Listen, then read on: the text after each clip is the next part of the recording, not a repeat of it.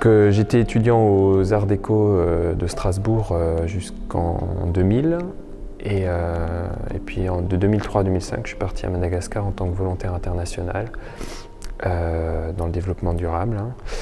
Rien à voir avec la peinture, mais là-bas j'ai recommencé à peindre, j'ai arrêté complètement de peindre pendant 3 ans, ce qui m'a finalement fait beaucoup de bien, ça a permis de décanter beaucoup de choses et j'ai repris là où j'en étais à Madagascar avec ce que je vivais sur place. Et donc j'ai commencé à peindre sur des nattes malgaches qui servent en fait de paillasse, qui est un matériau pauvre, mais qui m'intéressait et aussi qui était le premier support que j'ai pu obtenir là-bas pour peindre. C'était un peu une résonance par rapport à ce que je voyais, c'était ce qui m'interpellait. En 2003, il y a eu beaucoup de cybercafés ont commencé à apparaître un peu partout dans les rues des villes, et avec des ordinateurs high-tech, etc. et continuer à côtoyer les charrettes à zébu, la société traditionnelle.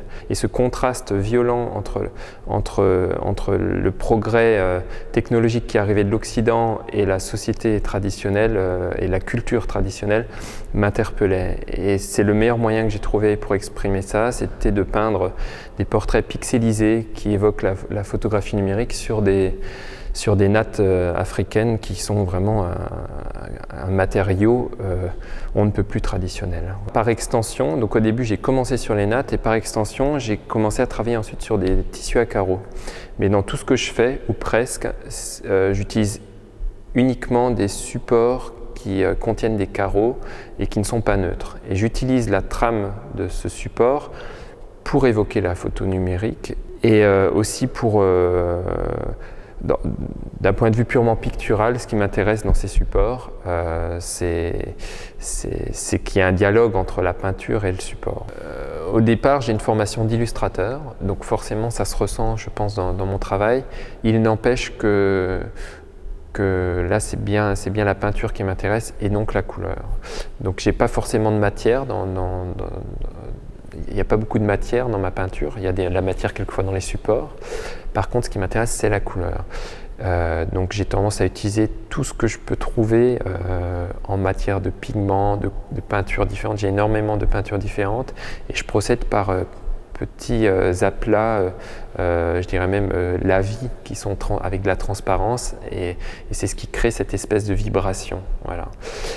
Et ce qui m'intéresse, c'est un postulat de départ que je pense beaucoup de peintres ont compris rapidement, mais c'est qu'une couleur n'est pas forcément belle en soi, elle est belle par rapport aux autres. Hein. Et donc ce qui m'intéresse, c'est les contrastes, c'est comment une couleur se comporte par rapport à celle qu'elle côtoie. Je peins, je représente une photographie. Je représente des personnes, mais avant tout, je représente une photographie. Et c'est important pour moi et c'est revendiqué dans mon travail. Voilà.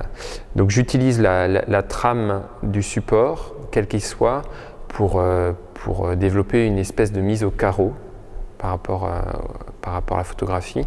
Ce qui me permet ensuite, au moment de peindre, une fois que j'ai fait mes choix, que chaque zone va être abordée d'une façon abstraite, je ne me soucie pas forcément de ce que je suis en train de représenter, je suis juste dans une réflexion par rapport à la couleur, au contraste, éventuellement à certains graphismes qui peuvent apparaître, mais je m'affranchis complètement du souci de représentation.